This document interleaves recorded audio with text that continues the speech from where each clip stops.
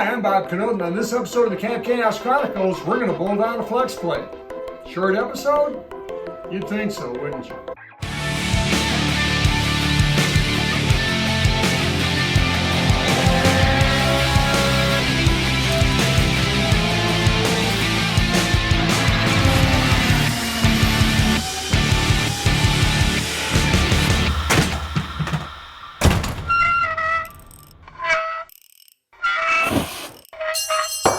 Dang it. And this is today's pile of parts. This is everything that's going to go on the rear of the engine, under the bell housing. In order to put anything on the front of the engine, you really have to put this stuff on the back for reasons that I'll explain in a little bit here. And what this would include would be the flex plate. We got two of them right here. Now, the thing about the flex plate is that there's two ways that it can go. The flat side and the raised side. This is the side that has to go forward against the engine because the flat side has to be the side that the lugs on the torque converter have to attach to. So those have to be back. And another interesting thing about the flex plate is that you can kind of tell, if you're buying an engine out of a salvage lot, you can kind of tell how long this thing's been sitting outside of the car. Now what we see right here, there's a little bit of rust, but not a whole lot underneath the heads of the bolts. That means that this thing was probably taken out of the car and shipped right out. There's not a whole lot of rust, particularly on the back side here. On the other hand, we got this one right here. And we can see that there's a whole lot of rust on here. That rust extends underneath the heads of the bolts, so we know that, and also on the front side, it's pretty rusty. We know that this is, as you can see, the streaks generated by rain. This engine's been sitting outside for a while. So, and that was the case with one of these engines. So, but these are in perfect condition to be used. Again, you can see that the teeth on the ring gear are in pretty good shape on both of these, so that's not an issue. They'll work. We have a couple of dowel pins here, and what that does is securely locates the flex plate onto the crankshaft. We've got 10 bolts. We've got a spacer plate and a bolt retainer plate, and we've got these things which are really important. You don't want to forget to put these on because these plug off the aft end of the main oil gallery. So really important. Now these things right here, these are crankshaft locking devices that I made out of a section of ring gear, which I happen to have laying around here. I'm sure you got one of those too. On this engine, it has something other than the rope seal. It's got one of these modern neoprene lip seals that is guaranteed to fit. And it goes in one particular way. That side right there, that goes in. The flat side goes out. It's got a sealer around the outside, which eliminates the need for any sort of a sealer between the block and the seal. What you want to do is you want to make sure that you got plenty of lubrication on the sealing surface all the way around, and just to make doubly sure, install some on the seal itself.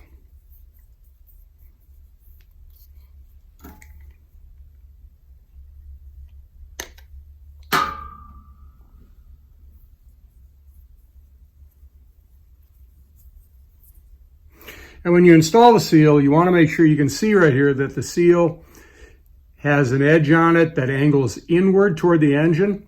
And what you don't want to do is push this on and turn that seal inside out. What you want to do is you want to kind of hook it over the top, push it down, and then just kind of work it around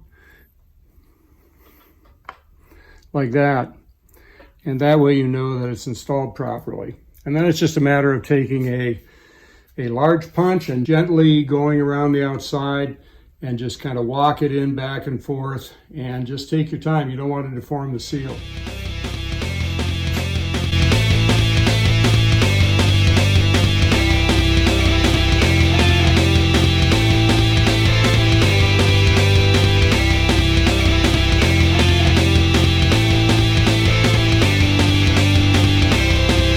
And there you go.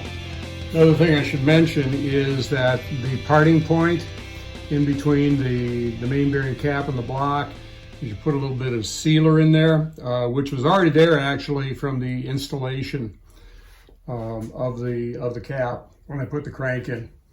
This operation is probably best done earlier in the process, when you put the main bearing cap on and you've got everything set up. It's probably the best time to inject RTV into this hole right here so that it goes down the side and it hits the bottom and tees off to the back and to the front.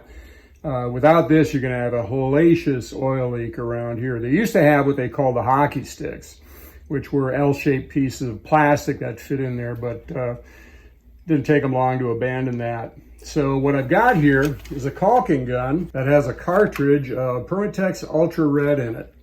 It's for use in engines. It's a low enough viscosity where it flows easily down this hole and across when it hits the bottom. The problem with other things like Permatex, the right stuff, is that it's so thick that even a caulking gun has difficulty getting it down there. And what you don't want is to have this stuff stop before it finishes its job. What we're looking for is this RTV to seep out from between the cap and the block, and then when it gets down to the bottom here, it should come out the back. Now, when you're sealing the cap onto the block with the Permatex 318 or the Hylamar, you need to make sure that this channel is open. So what I do is I take compressed air, blow it down through here, maybe take a wire, move it in and out and blow down more air to make sure that that channel is open. The reason I got these red arrows here is because I kind of went out of sequence. I didn't have this stuff on hand, and I need to get this done. So let's see how this goes.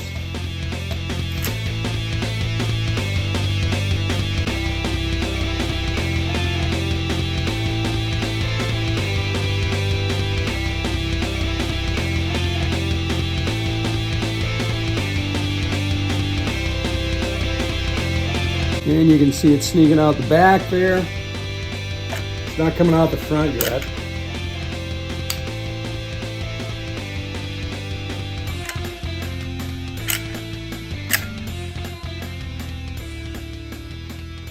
And there it comes out the front. Okay, that's what we're looking for. That side is sealed. Now what we can do at this point is just leave this here until it sets up. Or we would wipe it off and make a mess in our hands and everything else that we pass between here and the wastebasket. I'm just going to let that sit because this stuff really can generate a mess.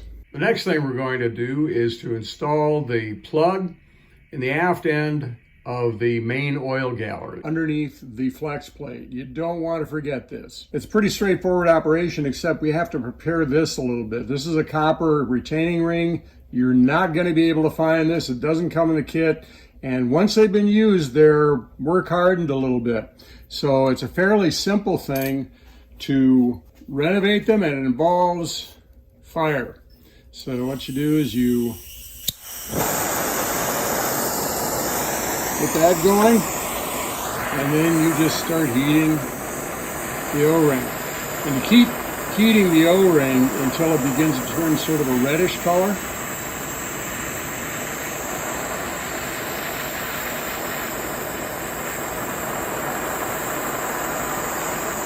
And with oxyacetylene torch, it takes a lot less time. You can see it's starting to get kind of a red tinge to it, perhaps. I can see it, don't know if you can.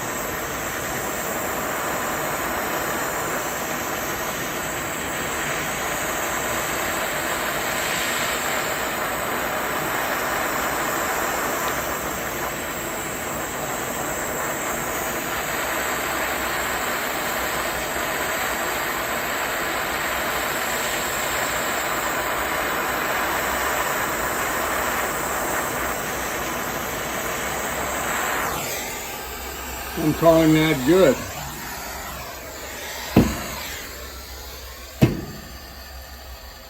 Now, what you want to do is you don't want to dip this in water. I don't know this for a fact, but maybe you can see that, the reddish tinge to it right there. I don't know if I were to stick this in water right now, whether this would harden back up again, but I'm just gonna leave it laying right there until it cools down to the point where I can then go to this piece of 600 grit wet or dry sandpaper and lap it on here with some oil to make sure that it doesn't have any imperfections or burrs on it, which would cause it to not seal. There you can see that sort of a reddish, and slide it on there and just kind of work it back and forth with oil, because if you don't use oil, all you're going to do is you're going to fill up the grit. You can see already, I mean, this is pretty much perfect. Yeah, there's nothing on this. It works great. So what we're going to do is we're going to take and install this on the plug here. And I'm going to put a little pipe dope on the thread up toward the top. You do not use any sort of a sealer on the thread in the block, because when you thread this in, you're going to be forcing it into the block. You always want to put it to this thread so that as you thread it in, it'll work back on the thread.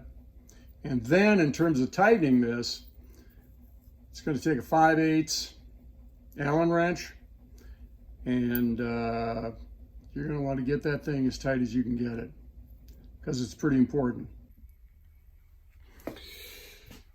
So our next step is to put the flex plate on the back of the crankshaft. Again, double check, make sure that all the previous steps have been taken care of, because if they're not, this could cause you big problems later after you get the engine in the car. So double check everything. What I'm going to do here is I'm going to demonstrate the process on the bench, because it's going to be kind of difficult to see how everything goes together with me actually bolting it to the back of an engine. So first thing we need to do is that we've got this side back toward the transmission, because you need these pads right here for the torque converter to bolt against. The bolts come in from this side. So the engine's on the other side of this. We then take our two dowels, and all of these holes look the same size, but there's two of them. If you look carefully, that one and that one are just a bit bigger. And so now this would, of course, be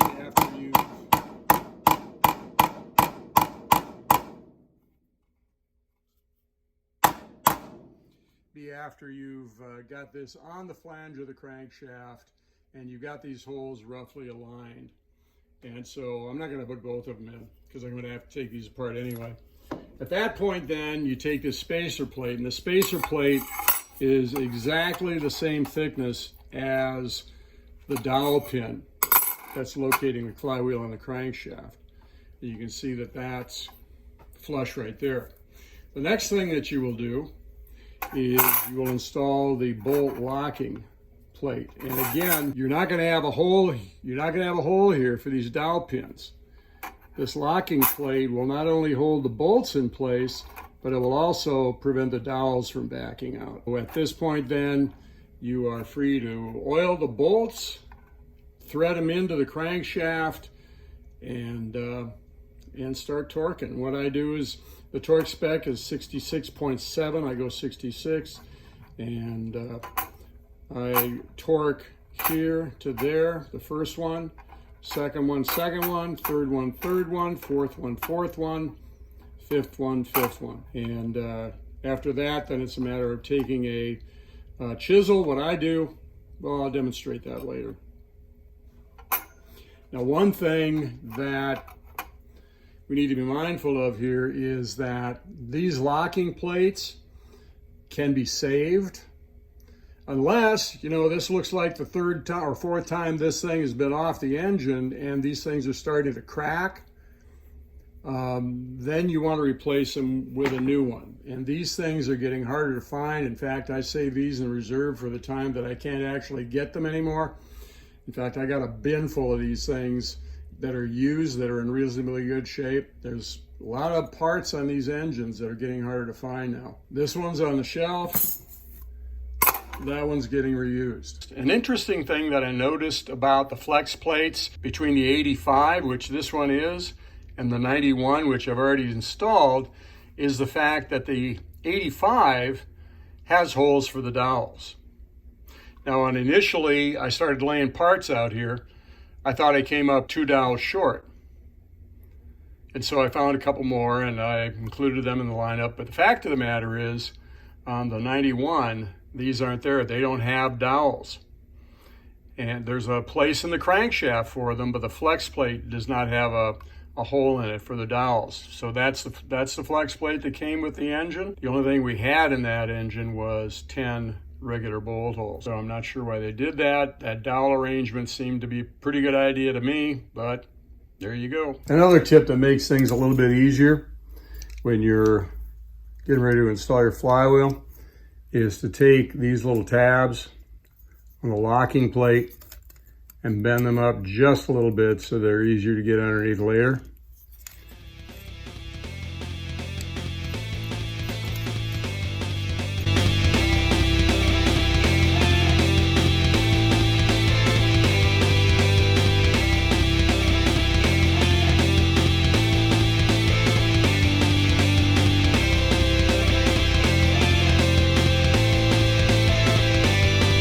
So there we are, all torqued up. Just need to bend up those locking tabs and everything's buttoned up here. One thing that I would mention is that there's the crankshaft lock bolted in position there so that I could torque the flex plate bolts into position. Works great. Now I'm gonna have to pull that off and then I'm gonna locate the pistons at top dead center on both engines and then reinstall them so they can't move. And we'll touch base on that later. One more job, closer to being done.